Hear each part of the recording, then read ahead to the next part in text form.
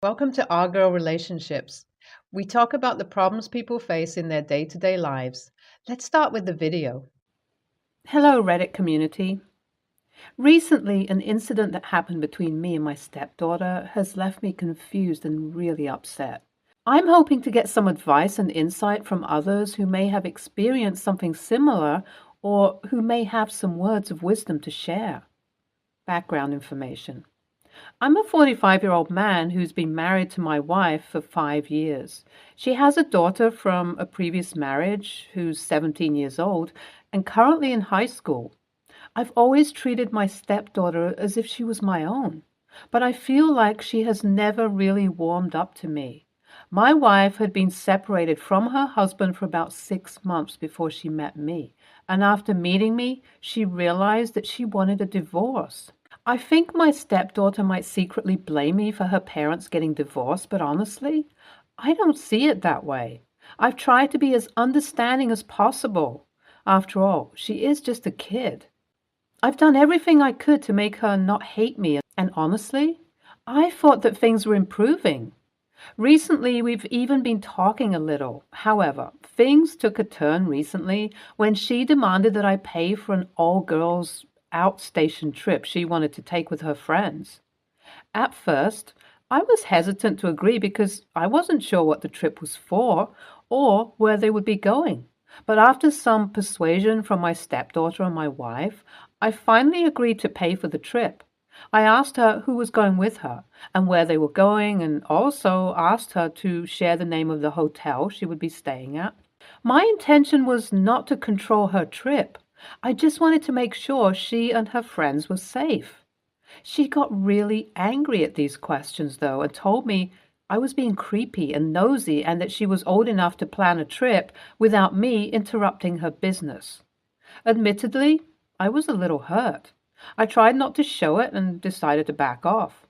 However, something didn't feel right about the whole situation, so I decided to follow my stepdaughter in my car to see where they were going and what they were doing.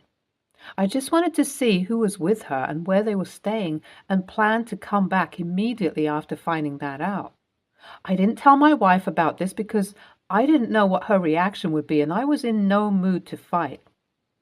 After driving for a few hours and crossing the state borders, I started to wonder where she was going. To protect my privacy, I won't name any of the places, but she was driving to a city instead of the camping trip she had talked about at home. I was thinking of all this when, to my surprise, I saw my stepdaughter pull over on the highway and meet up with a man who stepped out of a black Aldi.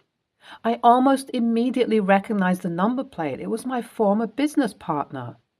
I will give you guys some context. My former business partner and I were co-owners of my real estate firm. We had been working together for many years and made a lot of money together. But over the last few years, we got into a lot of disagreements. Things got extremely complicated, and the board decided that he had to step down from his position and sell his share of the company. He did get quite a lot of money, but it was nothing compared to what he would make if he remained a founding member. The whole thing caused quite a stir in our professional circles and even affected my personal life a bit. My stepdaughter knew about him. He had been to our house for dinners in the past, so I knew she knows who he is. The surprising part was why she was meeting with him in secret. She knew everything about the trouble at work and knew very well that I wasn't even on speaking terms with that man. No matter how much I tried, I couldn't find a single reason why she would be meeting him without my or my wife's knowledge. It was shocking, to say the least. I couldn't believe what I was seeing. I saw her hand over a bag. They had a brief conversation and both went their separate ways. I kept following her to see where she was going, and the car stopped in front of the gate of some friend of hers. She parked at their place and went in. I stayed there for a couple of hours, wondering if she was just helping her friend pack or something. After a few hours, though, it was clear that they weren't going anywhere. I decided to go back home. My thoughts were still racing, and I had no idea what was in that bag she handed over to him. On going home, I decided to tell my wife about what happened. At first, she wouldn't even believe me. She got quite angry at the fact that I decided to follow her daughter and told me that was not all right. I mean, I do admit that it wasn't exactly amazing of me to do that, but I just was looking out for her. And regardless, that wasn't important anymore. Thankfully, my wife calmed down after a while and realized how complicated the situation was. We decided to act like a team and confront my stepdaughter together. We knew that she would have never come to the house if I asked her, so we decided to lie a little. My wife called her up pretending to be sick and told her I wasn't picking up my phone, so she had to rush home. I know it seems a bit harsh to lie about illness, and many people might find it insensitive, but knowing my stepdaughter, nothing else could have possibly worked. Sure enough, she was home in less than 15 minutes. The moment she walked in and saw her mom and me sitting in the living room, she probably knew she messed up. I decided to just address the elephant in the room and confront my stepdaughter and ask her what was going on. She tried to deny everything at first, but I wasn't going to allow that, so I pressed her further. Finally, she admitted that she was meeting up with my former business partner because she wanted to take revenge on me for replacing her dad. At this point, she was in tears and confessed everything. She told us that she had reached out to him, saying that she had access to my emails and could share them with him if he wanted to get back at me for our fallout. Him, being the parasitic worm that he is, jumped at the opportunity and they made a little deal. I was dumbfounded by this revelation. I couldn't believe that my stepdaughter would go behind my back and take such a huge step to harm me, especially considering how I was starting to think that we can get along. I felt betrayed and hurt by her actions. After the initial shock wore off, I sat down with my stepdaughter and had a long conversation with her about what happened. The more I thought about it, the more I realized that this wasn't just a teen acting out. This was about trust and communication. I've always tried to be a good stepfather to my stepdaughter, but this incident had shaken my trust in her. I'm not sure how to move forward from here. I've talked to my wife about it, and she agrees that what our daughter did was wrong, but she also thinks that I should forgive her and move on. I'm struggling with this because I don't want to hold a grudge against my stepdaughter, but at the same time, I can't just ignore what happened. I feel like there needs to be some consequences for her actions. I'm just not sure what to do here. Update 1. I didn't expect my post to be seen by so many people. Wow. I'll try to answer a few of your questions. My stepdaughter got access to my email through my home computer. She knows the password because she has used it for high school stuff sometimes, and I never really thought of changing it. Obviously, I never saw this coming. Secondly, no, I'm not pressing charges against her. I know she made a mistake and she should definitely face the consequences, but I feel getting the cops involved would be a bit too much. The kid already regrets what she did and has repeatedly apologized to me. She's far from forgiven, but I think we can move past this. Update 2. My wife and I decided to sit down together with her ex-husband and talk to our daughter about what happened. It was a difficult conversation, but we were able to get to the root of the problem. Both of them made it clear to her that they were going to get divorced whether I was in the scenario or not, and that she was wrong to go behind our backs and do something that can potentially have serious consequences for me. We also told her that she could go to jail for what she did, which I feel was a good wake-up call for her. It certainly wasn't easy having this conversation with my wife's ex-husband, but they had a fairly amicable divorce, and he was quite nice about the whole thing and tried to make things as smooth as possible. Update 3. I just wanted to say thank you again to everyone who commented on my post. Your advice and support really helped me navigate this difficult situation. I never expected to find such a caring community on Reddit, and I'm grateful for all of your kind words. We're still working through things as a family, but I feel much more confident in our ability to handle any challenges that come our way. This might be an unpopular opinion, but I think you guys are being too easy on your stepdaughter. What she did is quite serious and wasn't some silly little teenage fit of drama. She actually planned and executed the whole thing to cause you serious harm, and I'm pretty sure she's only playing along to avoid getting in trouble. Next story. Throwaway. A little background information. I, 37 female, had my daughter, 16 female, while still in college. My parents felt I was too young to and too broke to raise her, so they raised her. They took on the roles of her parents, and her father has never been in the picture, so I was grateful, and although she knows I'm her mother, she sees me as a sister. I try my best to make sure she lives comfortably and has everything she needs, but really, there's only so much I can do since my parents are capable enough and I appreciate them. The conflict started when she came to stay over at my place 2 weeks ago to try and bond as mother and daughter. I'll be honest, I've always wanted this, but she didn't. She only came because my parents asked her to. She's a darling for the most part, but she leaves every appliance she uses on. If she enters a room and turns on the light, she will leave it on too. It's quite irritating, and I tried to talk to her about it. She laughed it off every time and told stories about her bad memory and what she forgot to turn off at so-and-so's house. Part of me thinks she's doing it to vex me. I honestly have no problem turning lights off when she leaves rooms, but my house is never lacking in kids. I have none myself apart from my daughter, but my friends and neighbors often drop theirs over for me to watch them, and I love them. Yesterday, my daughter went out with friends and left the electric iron on, and I only found out when my neighbor's kid, female 10, told me the iron is hot. Needless to say, I was furious. I went off on my daughter when she came back and reminded her that kids like to poke at sockets, and the iron could have caused an injury. Besides, it's a fire hazard. She said, okay, sorry, and she would try to remember, only to leave it on again this morning.